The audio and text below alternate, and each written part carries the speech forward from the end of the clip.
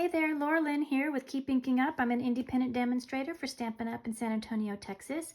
And today I wanted to share a tip on how to make a unique decorative edge on your projects, on your cards specifically. And to do that, I'm going to be using the Layers of Beauty bundle that's going to be available in the next annual catalog. I have the new annual catalog right here. I'm not allowed to show you the inside of it yet, but this is one of the new bundles that is coming, and it is a gorgeous bundle. It's not just a stamp set and coordinating die set, but it also has a layering decorative masks, which create a really beautiful image for this large floral image. So stay tuned until the end of the video, and I will share a project using those decorative masks. So anyway, I want to share how to do this decorative edge. So I've already, I've already done some stamping from the stamp set. So I stamped the large floral image as well as the Happy Anniversary sentiment. I love the font on the sentiment. I wish I could write like that. Anyway, it's a beautiful sentiment. So I've already stamped it. So now what I'm going to do is I'm going to take the coordinating die that comes with in the bundle, and I'm going to line it up. It's going to take me just a little bit to line it up just right. I think that looks good. And then I'm going to take some washi tape to secure it down. You can use Post-it tape, Post-it notes, whatever you have to try to secure it. It's important to try to secure it so it doesn't move when we're going to do the next process. So then I'm going to bring in my Stampin' Cut and Emboss machine.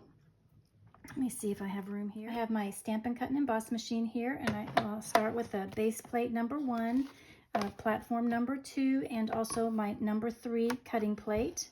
Then I'm going to place my, well, actually I'm going to slide this out a little bit, and I'm going to take the second cutting plate, number 3 cutting plate, and I'm going to slide it through part of the embossing machine here. So I'm going to leave just a little bit here.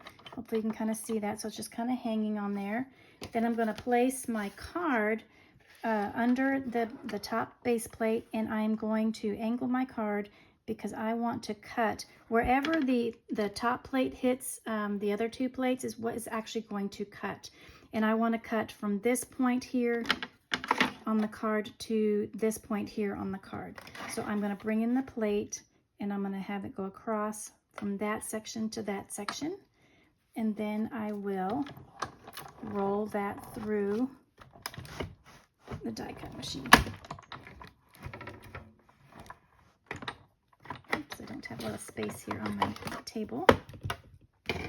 So let me move that out of the way. When you take this away, you'll see, I'm going to put this out of the way. So what you'll see is I have this really fun decorative edge. So I'm going to go ahead and fold my card base and burnish it. And now I have a really pretty 1-layer card with a beautiful decorative edge. Isn't that wonderful? It's just so fun. So anyway, I've been doing this, playing with this technique a little bit, so I wanted to share some examples. Let me grab these for you. I was using our new upcoming in colors, so we have Pretty in Pink. And I did add a little bit of Winkostella on this one. I did use a different sentiment that's in the stamp set, the Grateful for You. This is the Shy Shamrock color, which again is really pretty with that beautiful decorative edge. Then I have, what is this one called? Summer Splash. And then we have Peach Pie and my favorite Petunia Pop. So I was making these will be my customer thank you cards for April. If you don't like the decorative edge kind of not showing up on the card real well, because it kind of does get a little bit lost sometimes. So I did a couple other things.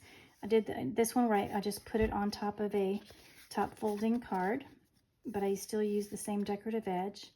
I thought that was really pretty. Here's another one where I didn't, this one I added the border all the way around, but this one I added directly to a card. So you can really see the edge kind of jumps out a little bit more like that. And then, like I promised, I wanted to share what it would look like when you use the layering decorative masks from the bundle. Is that not the most beautiful thing? Oh my goodness, I just love that.